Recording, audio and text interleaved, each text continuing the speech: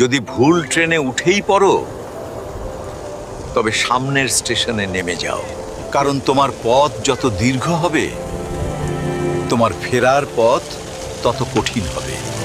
সব শিক্ষা বইয়ের পাতা থেকে নয়, কিছু শিক্ষা পরিস্থিতি আর বাস্তবতা থেকে হয়।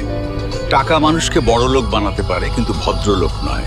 ভাঙা মোবাইল আর নষ্ট সম্পর্ক তুমি যতই মেরামত করো না কেন, সেটা আর কখনোই আগের মতো সার্ভিস দিবে না। মিথ্যেবাদীরা এখন সবার প্রিয় হয়, আর সত্যবাদীরা হয় অপমানিত আর অবহেলিত।